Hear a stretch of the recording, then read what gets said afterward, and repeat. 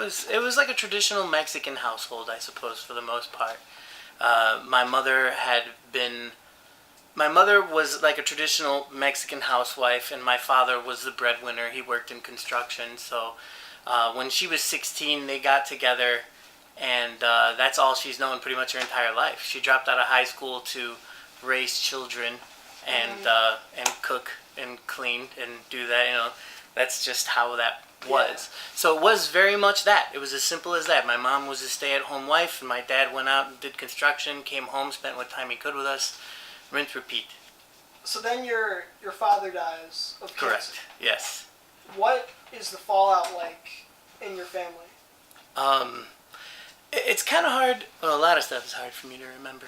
But like from as far as I could tell, everything seemed to be fine for the most part.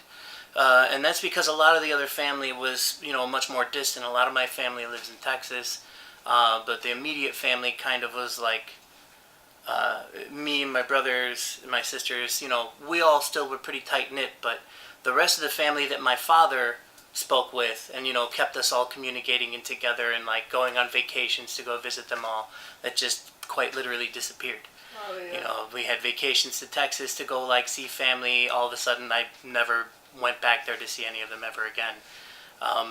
And at that point, it was really just as simple as my mother doing everything she could to try and raise, especially even just her three three children specifically, by herself. Yeah. My mother died. When my father died, and my mom didn't really know what to do. She did whatever she could do.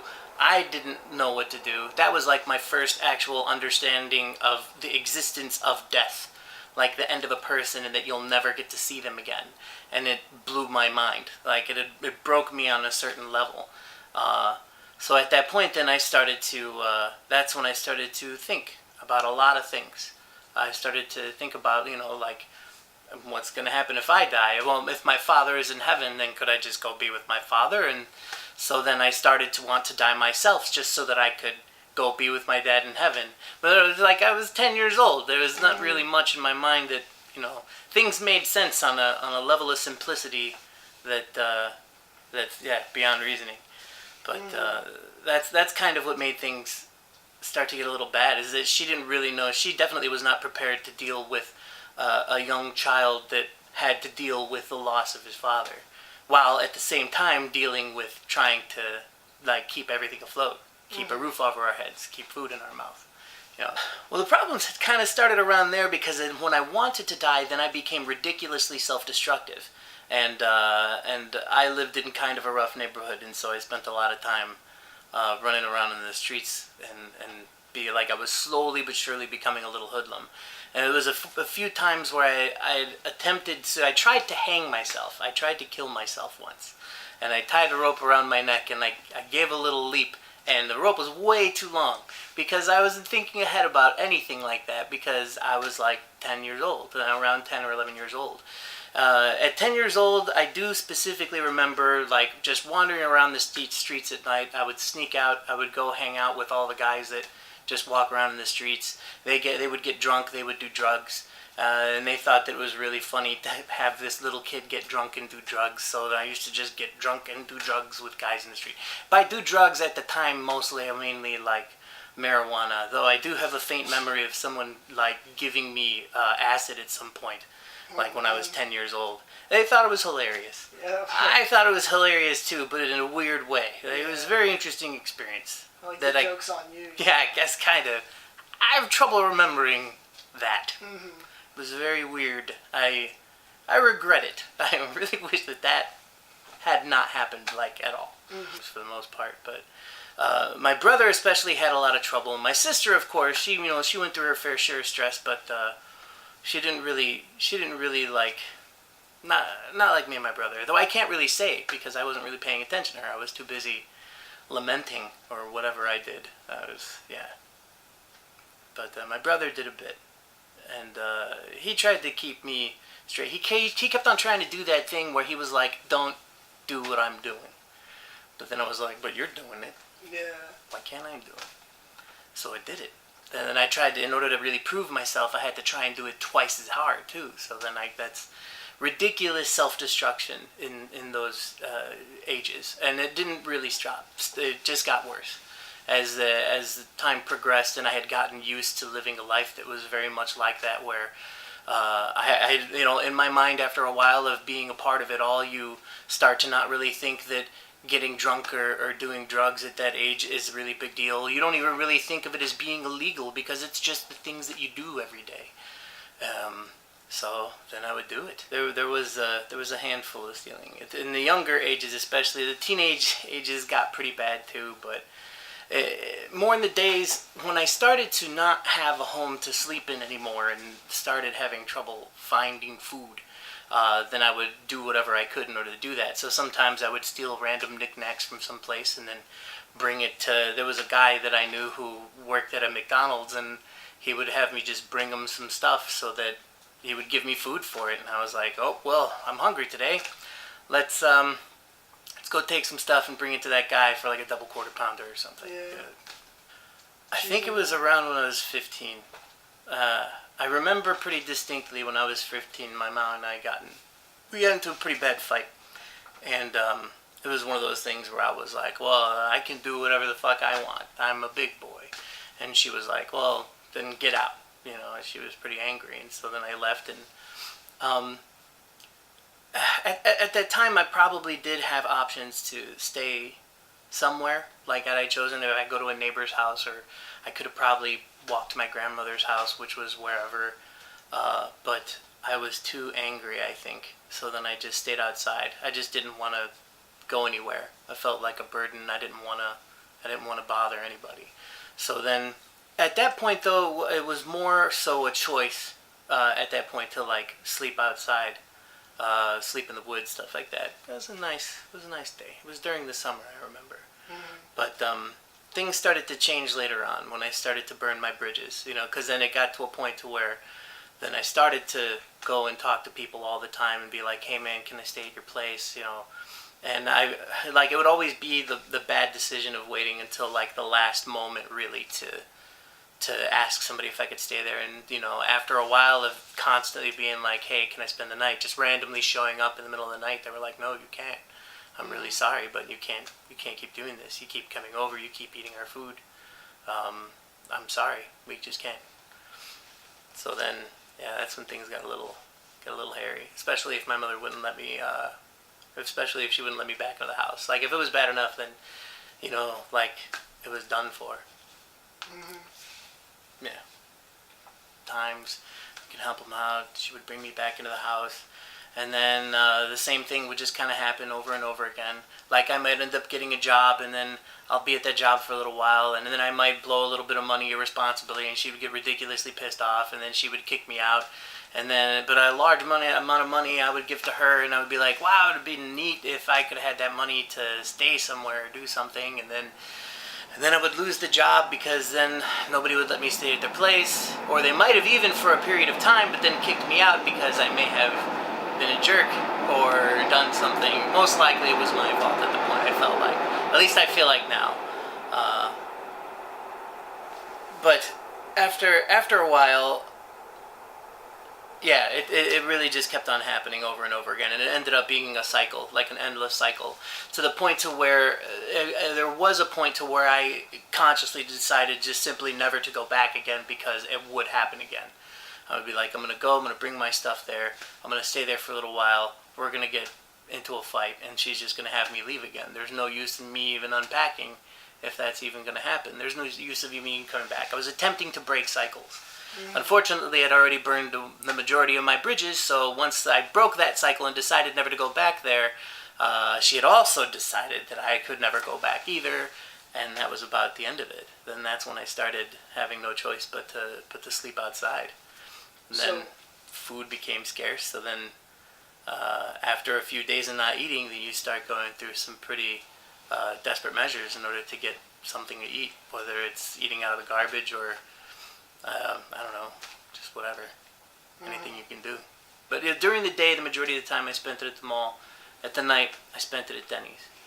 And the rest of the time I spent it wherever I could go, just wandering, catching a ride with a random person, practically hitchhiking around town. The other times, then I would just walk around and go, sometimes I would randomly meet people, and these people would think that I'm pretty cool, and so then they would take me off to random parties, and then we would just hang out and get stoned and get drunk and play video games or do whatever. I'd find myself at a lot of random places of people that I had just met that very day, over and over again, which was kind of a lot of fun, but, at the same time, then it was only a matter of time before I was going to be right back to where I was in the first place, and wondering where I was going to be sleeping next and when I was going to be eating next.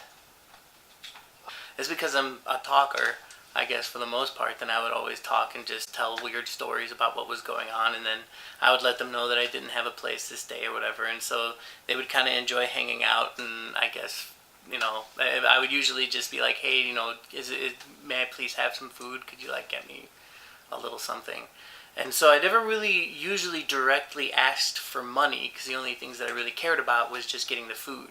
I only really got money if I needed food, if I wasn't already at a food establishment that somebody could just buy me food at.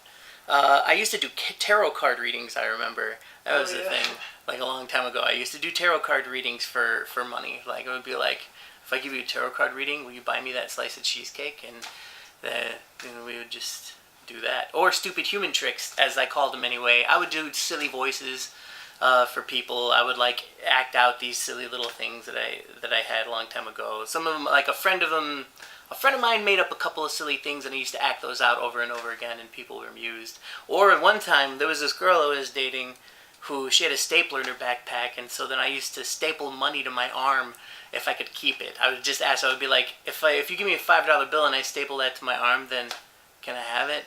And they were like, no, you wouldn't do that. And I was like, give me a stapler. And so then I would do that, and they wouldn't believe me at first, and I would be like, give it a tug. So they give it a tug, and then they see my skin crawl, and they're like, yeah, you can have that. Keep that dollar. Take another one. You're good. Thanks. Enjoy whatever. This is creepy. So, yeah, sometime or whatever. If things got ridiculously desperate, sometimes situation would crop up that I kind of probably don't really want to talk about so much. It would yeah, I probably shouldn't talk about some of those things. And some of them even seemed cool at the time, but looking back on it, the things that I had done, some of the things that I had done for money, I would never, I very much regret it. It was very, I suppose self-deprecating, or, I don't know. It's bad. How often did you sleep outside? It had gotten to a point to where it had gotten pretty often. It gets a little fuzzy because that chunk in time is all smushed together into a big foggy mess. And so there was plenty of times where there was quite literally just nowhere to go. And those places normally were, normally if it was in the summertime or the springtime, fall, wasn't really so bad. But when it got around winter time, then that's when it got bad. But, weeks on end, I would end up having to just sleep outside. There were points in time where I would spend many, many weeks just outside. Every once in a while, I would try and sleep in a shelter. But one time in a shelter, I woke up with a guy just about to wring my neck. And so I never went back to a shelter from then ever again. He had his hands just right here at my neck. And I woke up and I stared at him. And he looked very surprised. And then he started screaming, "I'm sorry," over and over and over again, and then started pacing, and I left. And I never went back to a homeless shelter ever again. I had taken a card, an ATM card. It was an ATM card that, I don't remember, I think it was my mom's, and it belonged to a bank. And if you slide the card into a little slot in the front of the bank, then you can walk into the middle area where you can get to the ATMs. So when I got that card, I often slept in that middle area in the ATMs, underneath a little counter that you can write your bank slips on and stuff like that. And they would kick me out often. And it got to a point to where they started having police watch that area so that I wouldn't go back there. But yeah, so that was one thing that I started to do in order to try and not. There was a lot of times where I was couch surfing, and especially in places where some places that were just kind of shady, like houses just full of people that were completely strung out off their mind 100% of the time. Like, I didn't even understand how they paid their bills, but I didn't really care. Later on, I found out it's because they dealt a lot of drugs, and so I would do that. There's a line from a Tom Waits song that resonated with me. Even just recently, actually, I started listening to a lot of Tom Waits. But there was a song that was, I don't remember how the exact quote goes, but it's something like, when you've lost your inheritance, all you have is common sense. You don't mind the company that you keep or the mattress where you sleep, something like that. I think I said it backwards, but that strung a chord with me, like, severely, because that was very much exactly how it was. Sometimes I would find myself in places in strange towns, like I wouldn't even know where I was at all, but just in a house full of junkies, just doing nothing all the time for long periods. But eventually someone would flip out about something or other, or I might get in trouble because I slept with someone's girl or something like that. And then, the shit hits fan, and then you gotta leave again. And it was a lot of stuff like that over and over again. It wasn't really until my girlfriend had brought me over to somebody's house for a birthday party that everything really had changed. That was like the point in time where I was able to get back on my feet. And to be honest, the only reason why a lot of these people would like allow me to in their house and spend a lot of time with them is because I'm put together well enough to where I can keep a conversation. I seem halfway intelligent. And like if I was like anybody else that was on the street right now, if I didn't have the mental capacity to be able to keep myself together, that absolutely would not have been a thing.